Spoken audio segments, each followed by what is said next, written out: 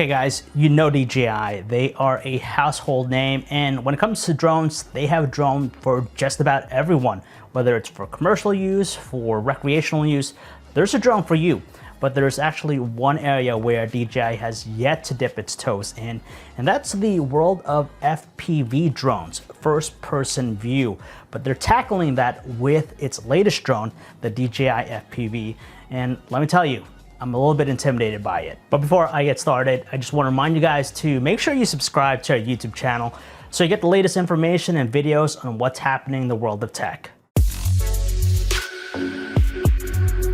All right, so the first thing you want to know about the DJI FPV is that it's a Powerhouse Beast. And you get a sense of that the moment you turn it on because it kind of rumbles, but they put a lot of horsepower into this drone. It is bigger than some other FPV drones or racer drones, but there's a reason why. It can accelerate from 0 to 62 miles per hour in just 2 seconds. So that alone makes it faster than a Tesla Model S. It also has a top speed of 87 miles per hour when you have it on manual mode. And that is basically double the speed of DJI's consumer drones like the Mavic series. So again, there is a lot of power in this drone and you feel it the moment you pilot it. And when you have it in the air, it's interesting because you can make all these really cool aerial acrobatic moves that you really couldn't get with DJI's other drones. You can make tight corners, you could almost feel like you're drifting in the air. And like I said at the beginning of this video, I had some anxiety because it really felt like I was driving a race car, and that was just for the very first time.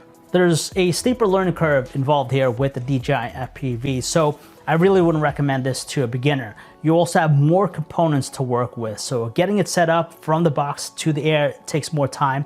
Not only do you have the drone, you have to set up the remote controller, the goggles, and then there's the battery to the FPV goggles, so it does take more time than your traditional drone. The menu system with the DJI FPV goggles isn't the most intuitive. I found it a little bit tough, especially as you're flying, because you have to go through all these menus in order to do things like adjust the video resolution. You're also going to need at least 2 people in order to fly the DJI FPV, and that's important to know because when you wear those goggles, you lose your visual line of sight, so you're gonna need a spotter there at all times. Luckily though, with the OccuSync 3.0 technology, I like that you get a reliable video transmission. So while I was flying it, never once did it lose or drop the connection or had some latency issues. I was basically seeing what the drone was seeing, and that's useful when you're piloting a very powerful drone like this. What I love most about the DJI FPV is the dynamic action footage you'll be able to capture using the 12 megapixel camera. That's because it sits on a single axis gimbal, so it has a very different look and feel versus other consumer drones. You have that feeling that you're in the cockpit piloting something, so not only do you have the incredible acceleration, you'll be able to make those tight turns, you really get a sense of speed and pacing with this type of drone versus other ones. It shoots video at 4K resolution, 60 frames per second, so no different from most drones out there. The quality is good, especially if there's ample lighting, daylight, daytime. You're gonna get some sharp looking details, nice punchy colors, but under low light, that's where the camera struggles. I tend to see a lot of artifacting elements in the shadows. So for low light situations, it might not be the most suitable thing. Before I tell you who this drone is for, I'll tell you who it's not for. If you're gonna do a lot of photography, then this is not for you. There are better drones for that purpose.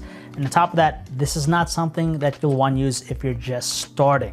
The DJI FPV is for serious videographers, those who really want to take their video to the next level because of the action footage you're going to get with this, the sense of speed, the pacing, the tight turns, the acceleration. That's a visual style that you're not going to get with other drones unless you kind of speed up the footage, but it's not really as realistic as this. As far as pricing goes, the DJI FPV starts at $1,300. It has everything you need to get started, but I would definitely recommend paying the extra $300 to get the Fly More kit because it includes 2 additional spare batteries and the charging hub.